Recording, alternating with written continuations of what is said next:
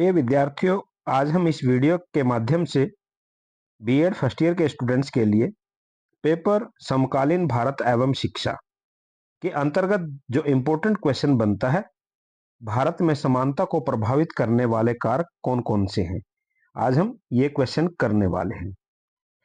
शिक्षा में समानता का अर्थ है लिंग, जाति, धर्म, भाषा, वर्ण, रंग, राजनीतिक विचारधारा, राष्ट्रीय और सामाजिक उद्गम, आर्थिक स्थिति, यह जन्म आदि को ध्यान में रखे बिना प्रत्येक व्यक्ति को समान शैक्षिक अवसरों और सुविधाओं को उपलब्ध कराना।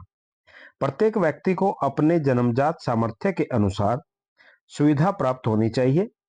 किसी व्यक्ति के विकास को तब तक रोका नहीं जाना चाहिए जब तक वैश्वीकरण इसमें आगे बढ़ाने की योग्यता न रखता हो।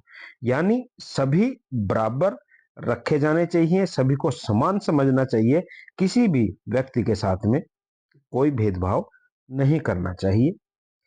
भारत में समानता को प्रभावित करने वाले कारक। शिक्षा आयोग 1964-66 में भारत में शैक्षिक अवसरों को प्रभावित करने के लिए उत्तरदायी तत्व निम्नलिखित हैं। शिक्षा का प्रावधान करने के लिए क्षेत्रीय असंतुलन अर्थात देश के विभिन्न क्षेत्रों में गुणवत्ता संपन्न संस्थाओं का अभाव।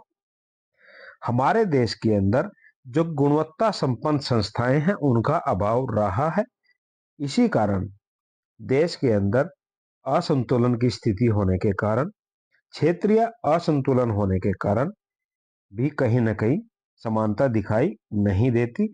तो ये भी कारक उत्तरदायी है।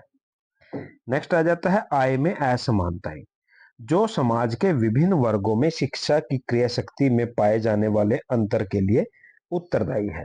आप भी ने आज भी देखा होगा, समाज के अंदर विभिन्न प्रकार के लोग रहते हैं और उनकी जो आय है, आय में असमानताएं पाई जाती हैं, जिसके कारण शिक्षा की क्रिया शक्ति में पाए जाने वाले अंतर के लिए ये उत्तरदायी है। जिसके पास पैसा है वो अच्छी एजुकेशन प्राप्त कर लेता है, जिसके पास पैसे की कमी होती है या गरीब तबके के लोग होते हैं वो शिक्षा से वंचित रह जाते हैं। ग्रामीण एवं शहरी बच्चों की पृष्ठभूमियों में अंतर। अक्सर आपने देखा होगा जो ग्रामीण और शहरी बच्चों की पृष्ठभूमियां हैं उसमें अंतर होता है। शहरों के अंदर बच्चों को वो सुविधाएं प्राप्त हो जाती हैं जो सुविधाएं ग्रामीण क्षेत्र में रहने वाले बच्चों को उपलब्ध नहीं हो पाती। बच्चों के अभिभावकों में अंतर अर्थात शिक्षित एवं अशिक्षित माता पिता जो अंत में शिक्षा की आवश्यकता पर प्रभाव डालते हैं। जी हाँ, बिल्कुल, ये भी कहीं ना कहीं समानता को प्रभावित करता है। अगर माता पिता शिक्षित हैं तो बच्चे की जो शिक्षा है वो अच्छी प्रकार से हो जाती है, अशिक्षित है तो कहीं ना कहीं शिक्षा से वंचित हो जाता है। तो यहाँ भी समानता दिखाई नहीं देती। नेक्स्ट आ जाता है शिक्षा के सभी क्षेत्र एवं अवस्थाओं में लड़के और लड़कियों की शिक्षा में अंतर। समाज के विकसित एवं पिछड़े वर्ग में दरार।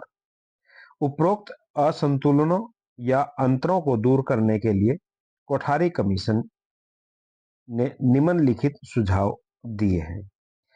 सेकेंडरी एवं कॉलेज स्तर पर योग्य विद्यार्थियों के लिए ट्यूशन फीस से निःशुल्क शिक्षा का प्रावधान।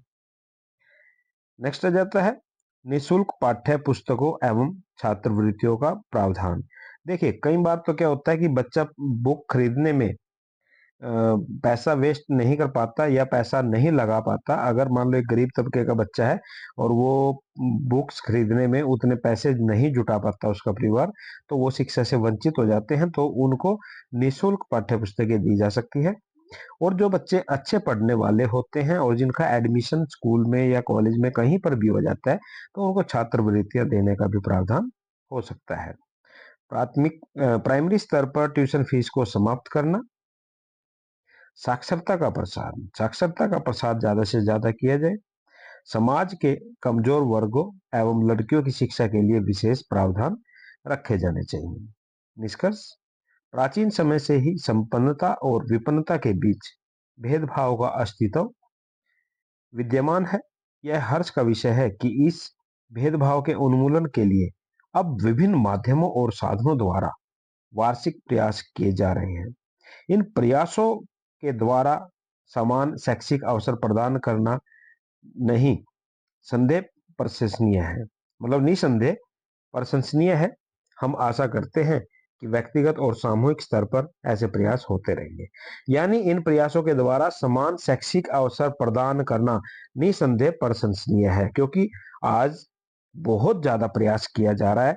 सर्व शिक्षा अभियान है, या राष्ट्रीय माध्यमिक शिक्षा अभियान है, या और भी बहुत सारी सरकार की योजनाएं हैं, जिनको ग्राउंड लेवल पर फलीभूत होते हम भी देख रहे हैं, और वो निसंदेह एक प्रशंसनीय कदम है।